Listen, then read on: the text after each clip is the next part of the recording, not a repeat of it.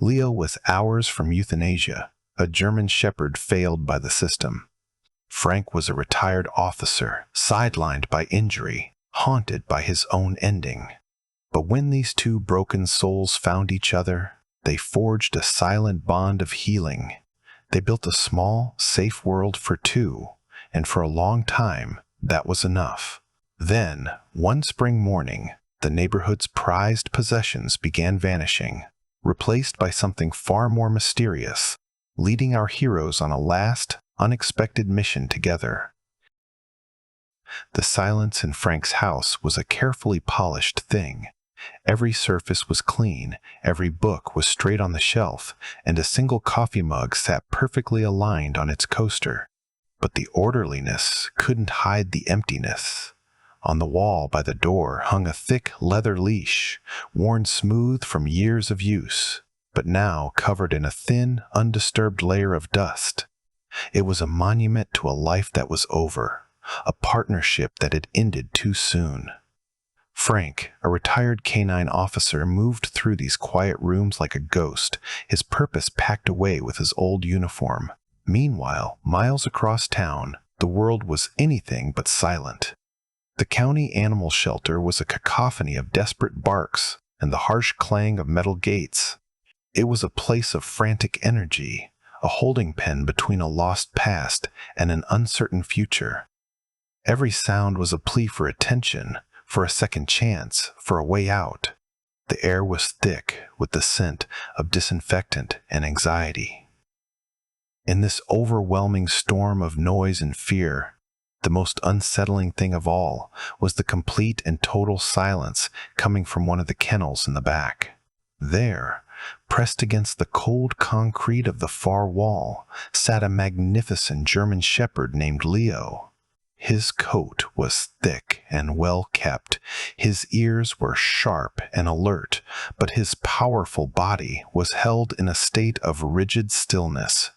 He didn't bark, he didn't whine, he didn't even pace. He simply sat, his intelligent amber eyes staring at nothing, as if the world outside his cage had ceased to exist. He was a king in a prison of his own making, a noble creature who had retreated to a place where nothing could touch him. A young shelter worker explained his story in a hushed, sad voice.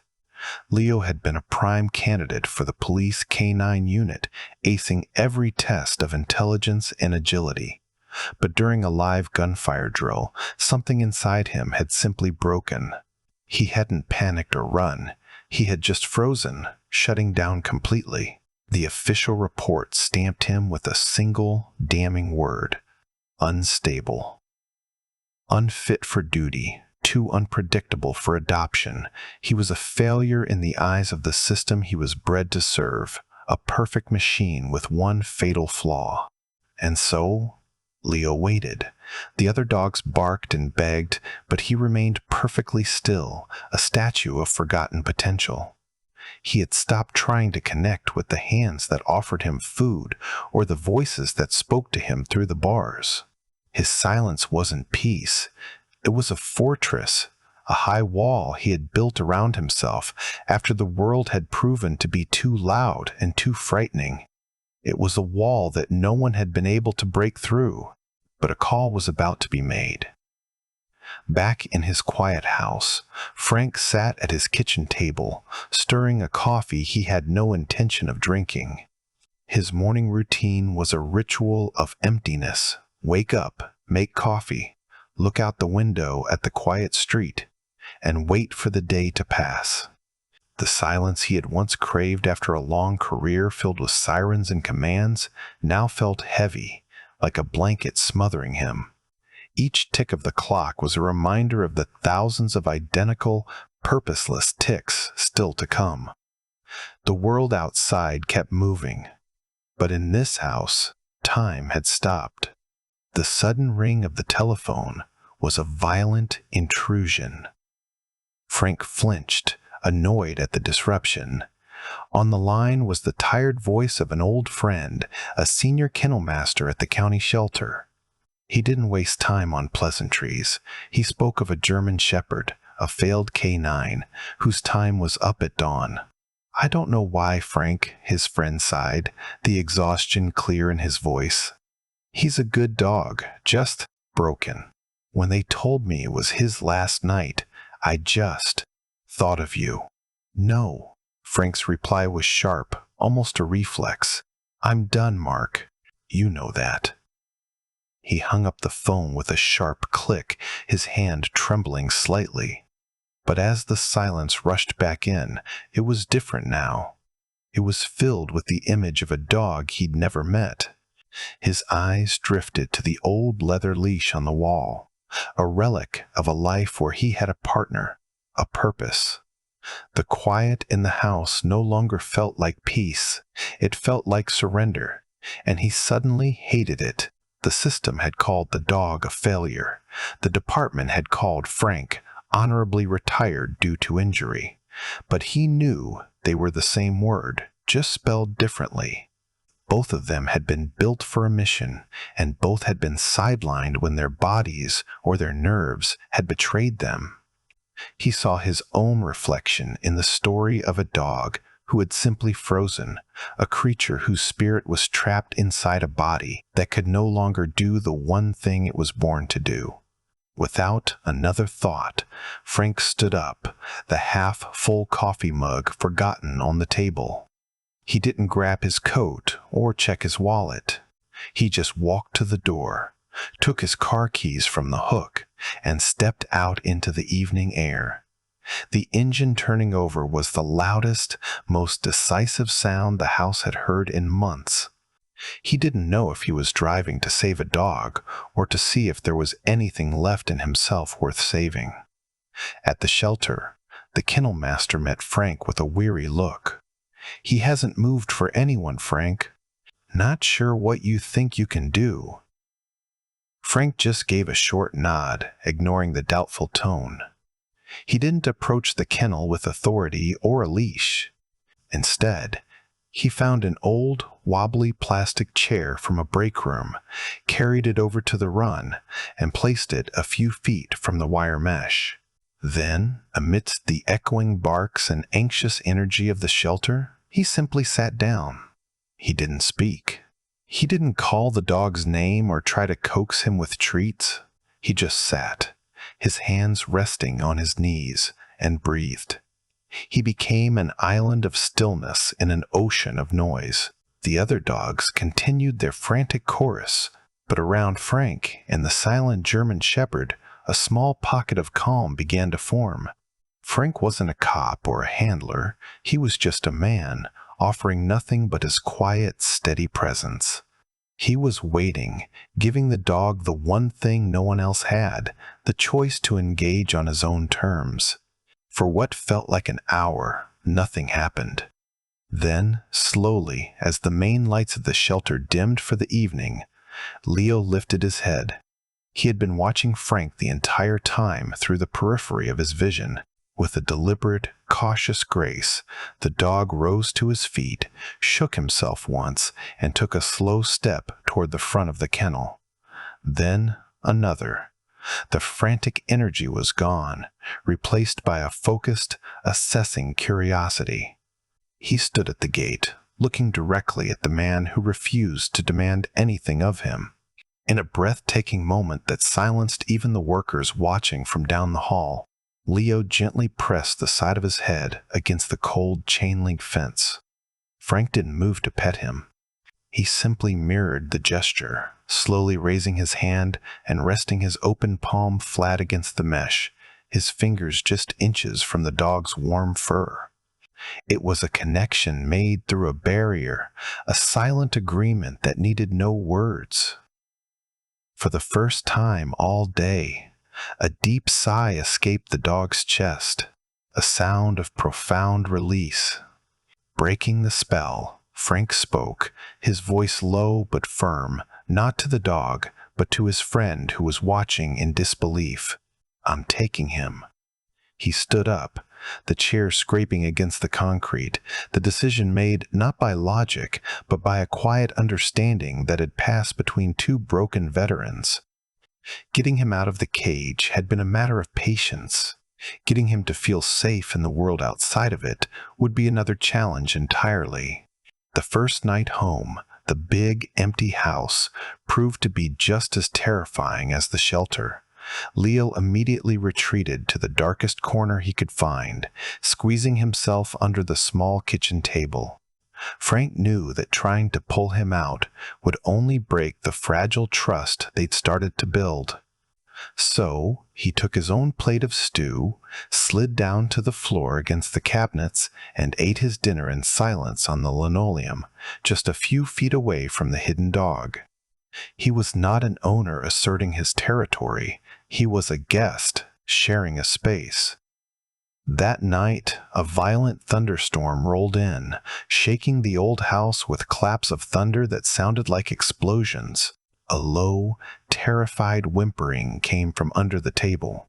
Frank got up from the couch, but instead of going to the dog, he simply sat on the floor against the far wall, leaning his back against the plaster. He didn't offer empty words of comfort. He just sat there in the dark with him, a steady presence weathering the same storm, sharing the fear without trying to fix it. He let Leo know he wasn't alone in the noise. A few days later, the real test came with a sudden, jarring crash. Frank, washing dishes, let a heavy pot slip from his soapy hands. It hit the floor with a metallic clang that echoed through the quiet house. He froze instantly, his heart sinking, certain that the noise would have undone all his progress. He braced himself for the sight of Leo bolting for cover, for all that fear to come rushing back. He held his breath, waiting for the retreat. But the retreat never came. Instead, after a long, tense moment, Leo appeared in the kitchen doorway.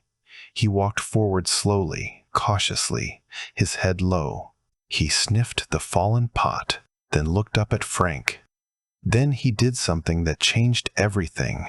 He walked over and gently nudged Frank's still hand with his cold, wet nose, his amber eyes seeming to ask a simple, profound question. "Are you okay?" In that instant, he wasn't a victim of a loud noise. He was a partner, checking on his teammate. That small gesture opened a door. Frank started to talk to Leo, filling the empty house with the low, steady murmur of his voice. He didn't give commands. He narrated his day. He told Leo about the weeds in the garden, about a letter from his sister, about the squeaky floorboard in the hall. And Leo would listen, his head tilted, his ears twitching at the sound of his name. The crushing silence in the house was finally being replaced, not with noise, but with conversation. The weeks that followed were marked by small victories. One morning, as Frank reached for the old, dusty leash on the wall, he saw it. The tip of Leo's tail gave two slow, cautious wags. It wasn't the wild, happy motion of other dogs, but it was a start. It was a flicker of hope. It was a sign that the dog who had given up was slowly, carefully, deciding to try again. Then one evening, as Frank sat on the couch reading a book, he felt a weight settle on the cushion next to him. Leo, who had always kept to his bed on the floor, had jumped up uninvited. He circled once, then twice, before curling into a tight ball, his back pressed lightly against Frank's leg. He let out a deep, contented sigh. Both man and dog were finally home. They had built a fragile peace together, a quiet world for two. But the world outside their door was not so quiet, and it was about to bring them a puzzle they never expected. Years folded into one another, and the quiet rhythm of Frank and Leo's life became a language of its own. The sharp edges of their pasts had been worn smooth by the gentle repetition of their days, slow morning walks before the neighborhood woke up, shared silent meals, and long afternoons with Leo sleeping soundly at Frank's feet. The heavy, anxious silence of their first weeks together had transformed into a comfortable, unspoken understanding. They were healed. Their lives were peaceful, but they were also aimless. Two ships moored in a calm harbor with no destination in sight. On a warm Tuesday afternoon, they sat on the front porch, watching the lazy movements of the street. Their elderly neighbor, Mrs. Peria Davis, was fussing over her prized possession, a cheerful garden gnome with a bright red hat and a fishing rod. She carefully wiped a smudge of dirt from its ceramic cheek, adjusted its position by a fraction of an inch, and beamed at it with pure affection. To anyone else, it was just a silly piece of lawn decor, but to her, it was a source of daily joy. Frank and Leo watched, observers of a simple, peaceful world. They were a part of, but not truly connected to. The next morning, the peace was broken. Where the gnome had stood, there was now only a perfect circle of dark, empty earth. The absence was more jarring than any noise. It was a small but significant disruption to the predictable order of the neighborhood. A single note played out of tune. Frank noticed it immediately on his morning walk with Leo, and the sight of it felt like a tiny stone in his shoe, a minor irritation he couldn't quite ignore. Later that day, Frank overheard Mrs. Davis telling another neighbor what happened, her voice trembling with a genuine sense of violation. She had called the police, but the dispatcher had been polite and dismissive. An officer had eventually driven by, slowed down, and shrugged before continuing on his way. It was just a prank, they said, a silly thing for kids to do. To the authorities, it was nothing. To Mrs. Davis, it felt like a tiny, personal wound. Frank and Leo watched from their porch as a small cloud of suspicion settled over the street. It wasn't their problem, Frank told himself. He wasn't a cop anymore. He was just a man with a dog. His duty was to the quiet life he had built, to the fragile peace he shared with the animal who had saved him as much as he had saved it. Getting involved was the last thing he wanted. This was someone else's problem to solve. But a few days later, it happened again. This time, it was the bright, rooster-shaped weather vane from the Miller family's garage. It vanished overnight without a sound. Now, the quiet street buzzed with a low current of unease.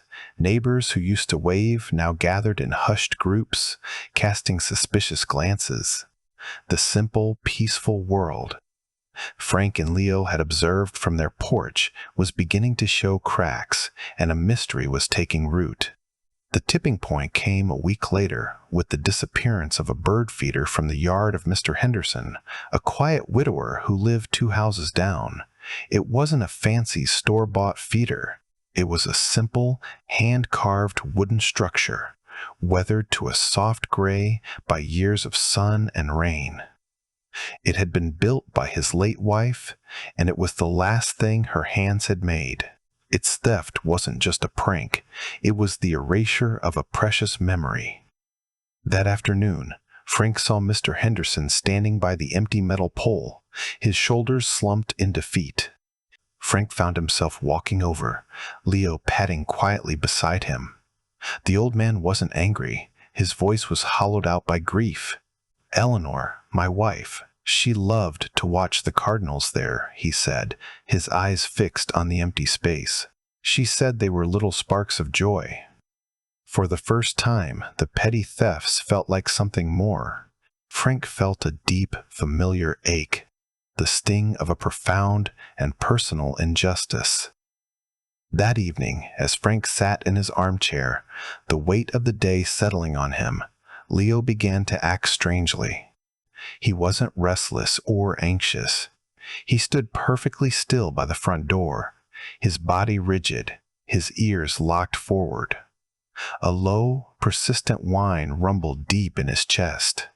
He ignored Frank's calls, his entire being focused on the dark, quiet street outside, as if he could see or hear something that was completely invisible to human senses. Frank watched him, and something clicked. This wasn't a dog wanting a walk. This was a working dog on alert. This was the focused stance, the controlled tension, the unwavering gaze of a canine partner who had detected a clue. For a fleeting moment, Leo wasn't the traumatized rescue who was afraid of loud noises. He was the powerful, intelligent animal he was always meant to be.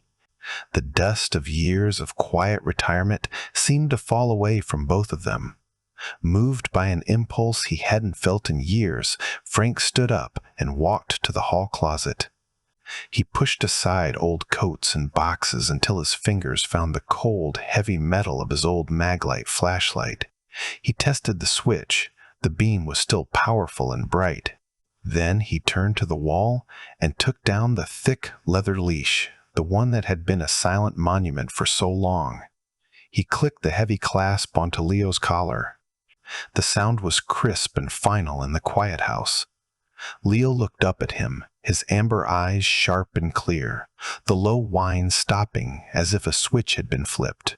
"All right, partner," Frank said, his voice a low rumble, the word feeling both strange and perfectly natural on his tongue. "Looks like we have a case." For the first time since he'd been forced to turn in his badge, Frank felt a surge of purpose. He and his dog were no longer just survivors sharing a quiet house.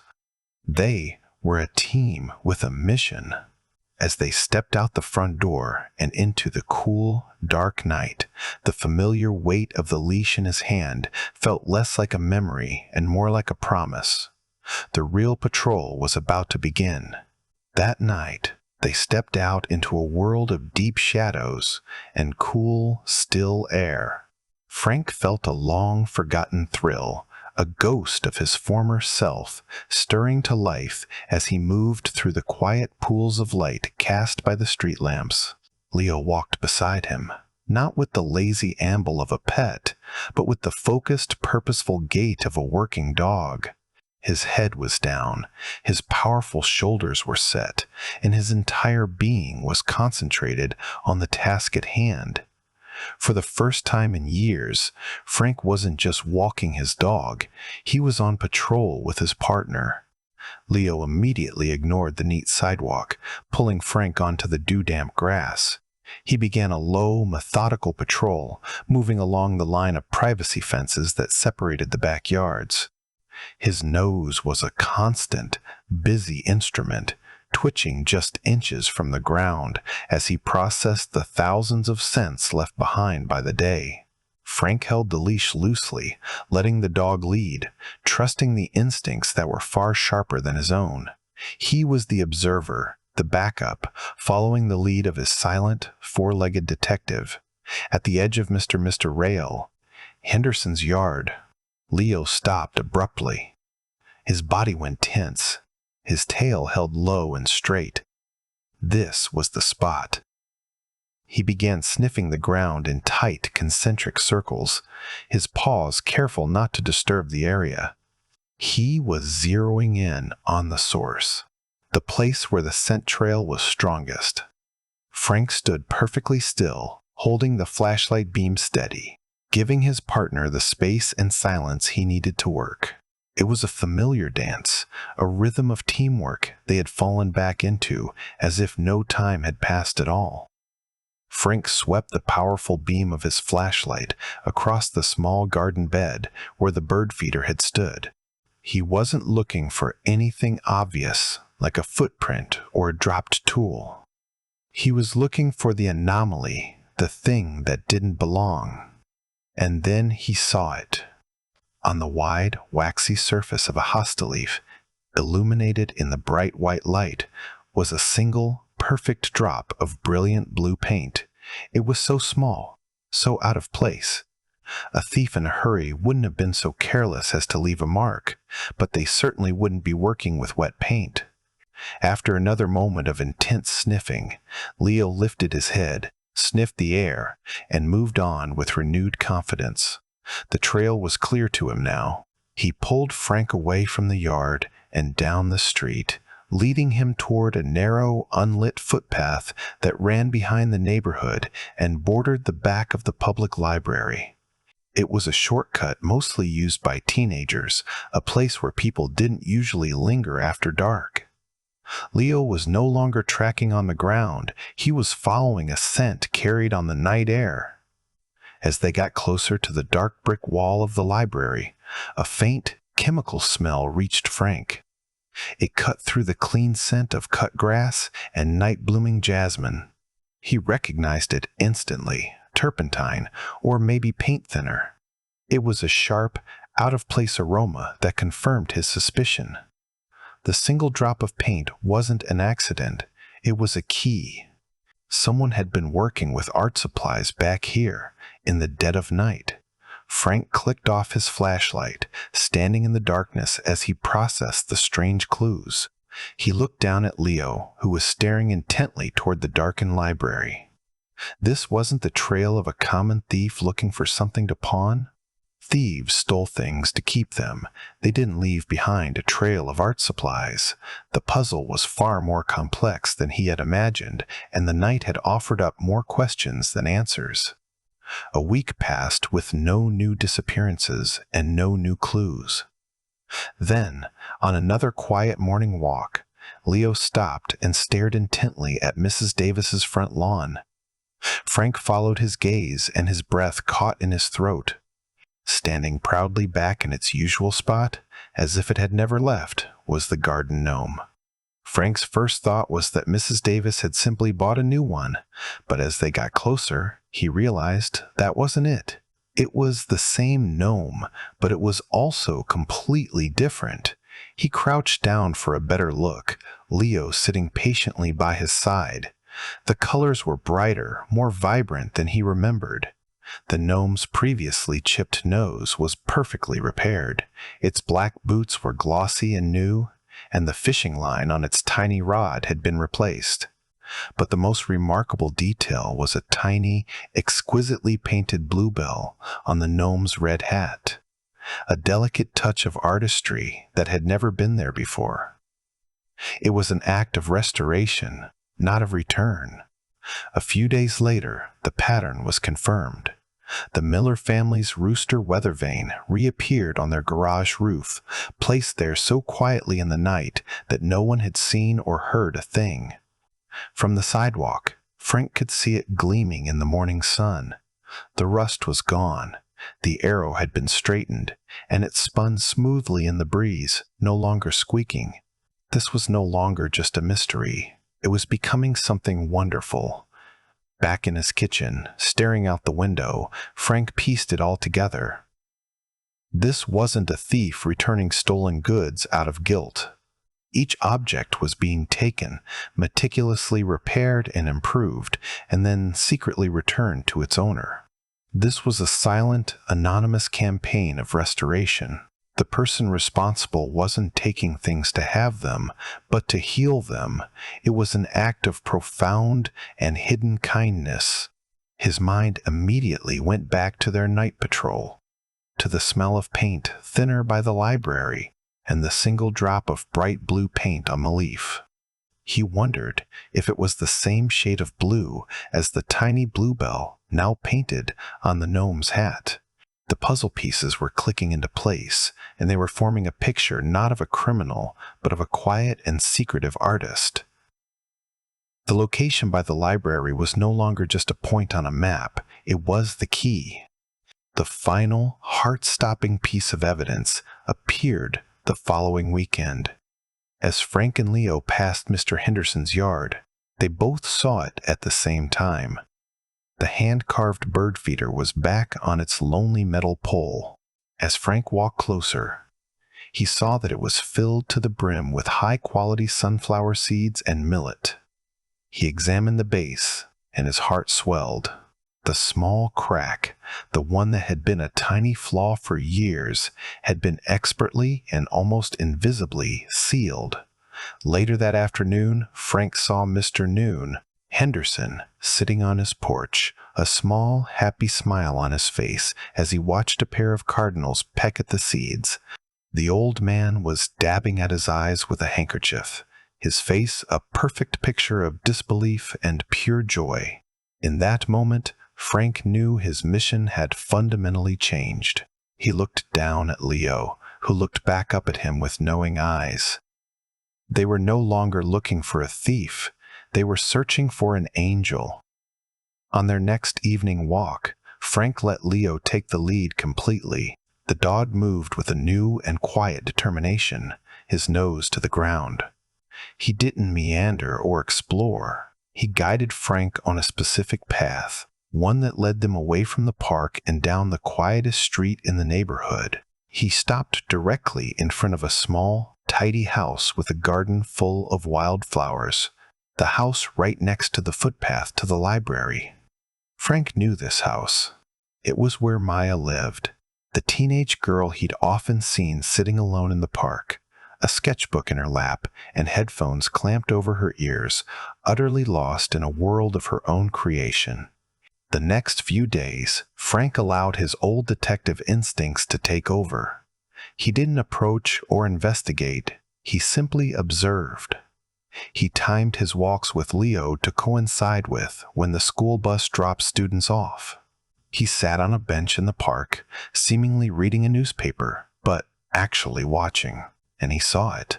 A tiny smear of bright yellow paint on the cuff of her jacket one day, a faint fleck of emerald green on the side of her worn sneakers the next. It wasn't proof that would stand up in court, but it was enough.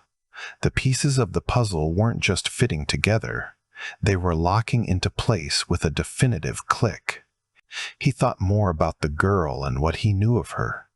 The headphones were a constant shield. He'd seen her startle and physically flinch when a car horn blared unexpectedly or a group of loud children ran past her. She wasn't just shy. The everyday noise of the world seemed to cause her genuine pain. The parallel hit him with the force of a physical blow. Leo had been broken by the sudden, violent sound of gunfire. Maya was trying to protect herself from the constant, abrasive noise of life. Her art wasn't just a hobby.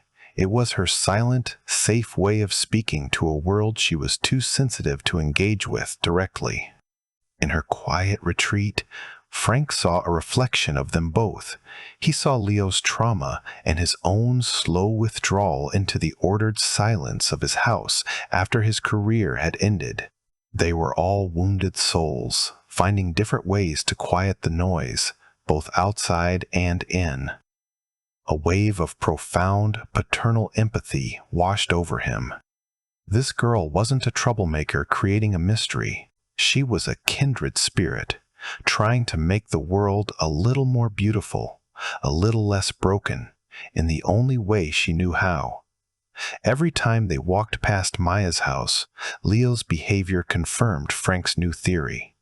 The dog would slow down, his tail giving a few slow, gentle sweeps. There was no tension in his body, no canine alert for a suspect. It was a soft, curious recognition. Frank looked down at his partner, then back at the quiet house. He knew then that this case wouldn't end with a knock on the door or a difficult conversation with her parents. It required something far more delicate. But first, he had to be absolutely certain. He needed to witness her gift in action. That night, long after the last lights in the neighborhood had blinked out, Frank pulled his car to a stop under the thick, leafy branches of an old oak tree. From here, he had a clear, unobstructed view of Maya's house, while his own vehicle was swallowed by the deep shadows. He cut the engine, and the silence of the stakeout settled in, a silence thick with anticipation. It was a familiar feeling, one that stirred the ghost of the cop he used to be, but the purpose felt entirely new. He wasn't here to catch a criminal, he was here to confirm an act of grace.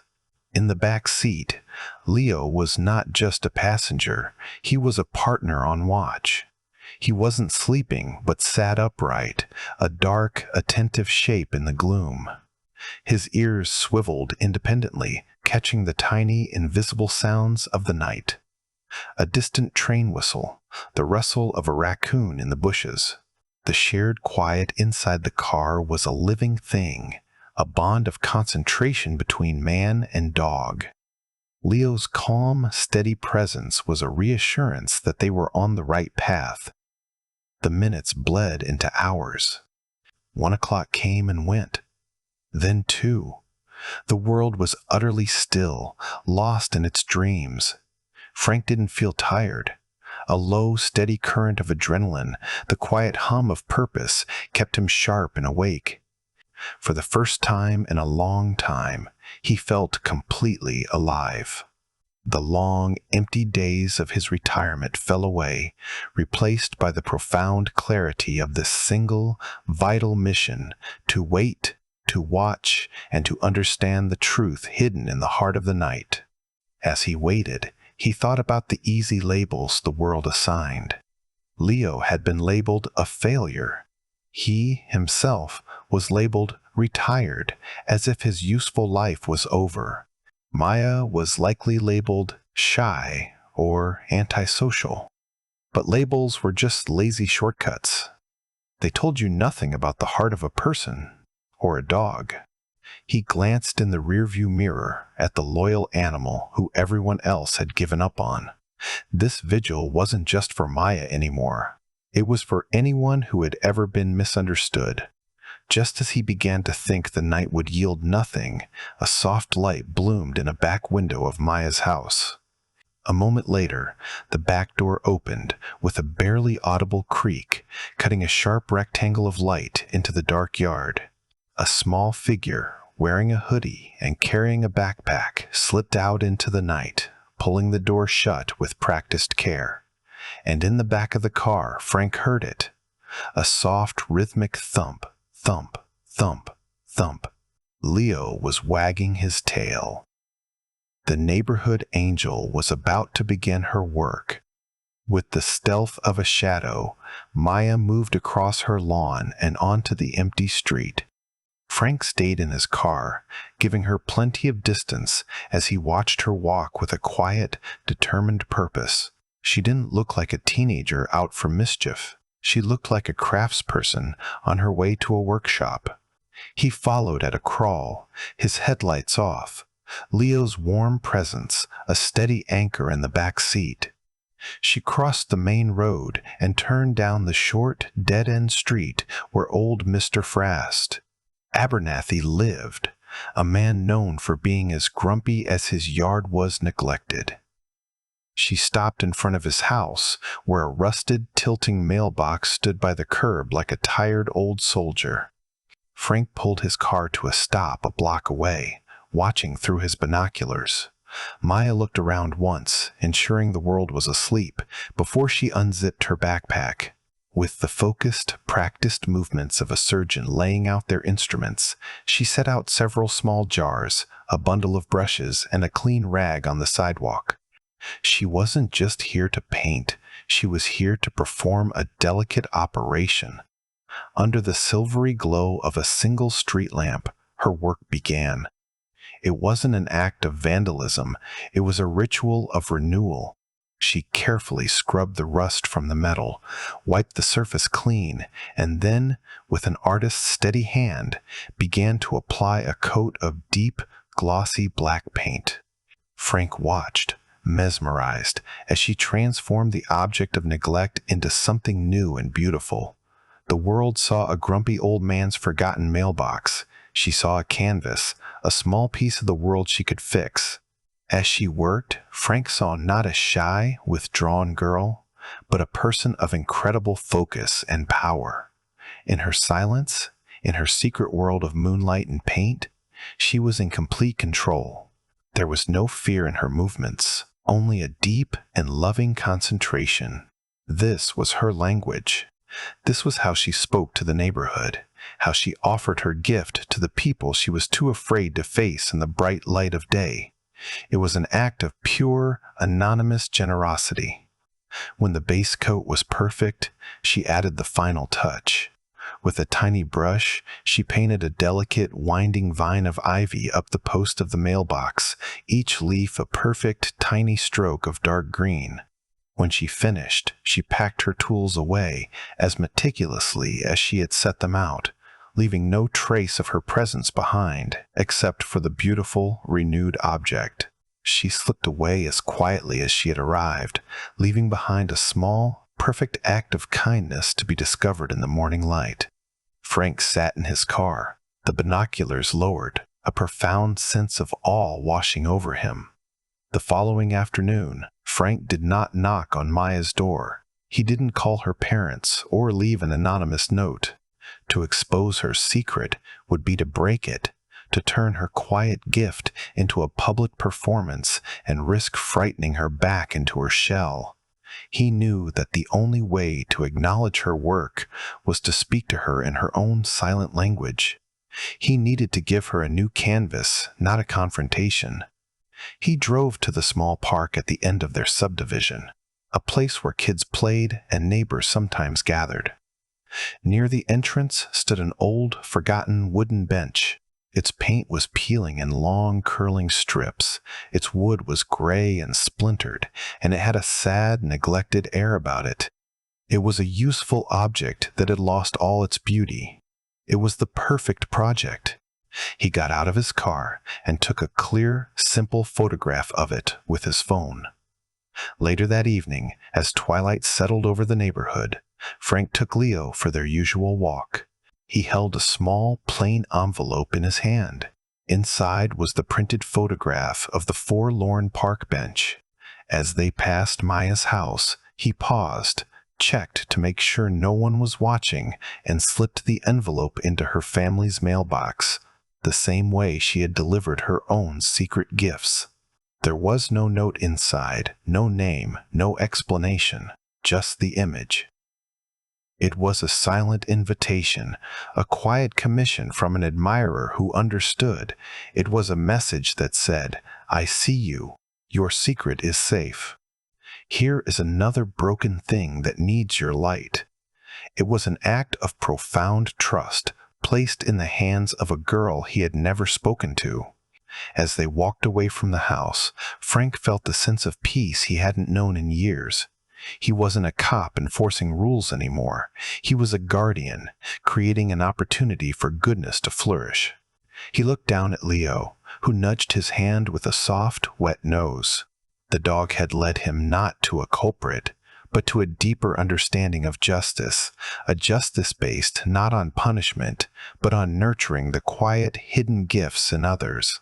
The case was closed, but a new, more important mission was just beginning. A few days later, a quiet curiosity pulled Frank and Leo toward the park. They rounded the familiar bend in the path, and Frank stopped, his feet rooted to the spot. The bench was no longer a piece of forgotten furniture. It was a masterpiece. The peeling gray paint was gone, replaced by a deep forest green. Intricate vines, painted with breathtaking detail, seemed to grow up its legs and across its back, their leaves a dozen different shades of green. Tiny, hidden ladybugs and bumblebees were dotted amongst the foliage, and the seat was painted to look like a sun-dappled forest floor. It wasn't just repaired, it had been reborn. And sitting on one end of the bench, bathed in the warm afternoon light, was Maya. For the first time, she wasn't wearing her headphones. Her sketchbook lay closed beside her. When she saw Frank and Leo approaching, her first instinct was to flinch, to retreat, but she held her ground. She watched them come closer, and as Frank met her gaze, she offered him a small, fragile curve of her lips. Not a wide grin, but a shy, deeply sincere smile. Frank stopped a few feet away and simply nodded his head in a gesture of silent, profound respect. In that quiet exchange, a treaty of mutual understanding was signed. Their last patrol was over. Walking home, Frank looked down at the calm, steady dog by his side, the weight of the leash in his hand feeling different now, lighter. They had set out to find a culprit, to solve a petty crime that was disturbing the peace of their quiet street. But they had found something infinitely more valuable. They had found a hidden spring of kindness, proof that true beauty could grow in the most silent, most protected places. They had discovered not a problem to be solved, but a gift to be cherished. Frank looked at Leo, the dog the world had written off as a failure, and then thought of Maya, the girl who hid from the world behind her silence. A deep, clear understanding settled over him. He saw that two souls, deemed broken by the noise and expectations of the world, had stumbled upon their final and most important mission. They had been given a second chance, not just to exist, but to serve a purpose far greater than they could have imagined. Their duty was no longer to the rigid lines of the law, but to the fragile, quiet light in others. In a world that was always shouting, their new purpose was to listen for the whispers. They were guardians now, protectors of the shy and the gentle, because they had both learned that the greatest strength is not found in noise and force, but in a calm hand, a patient heart, and the beautiful, selfless things that are created in silence for the good of others.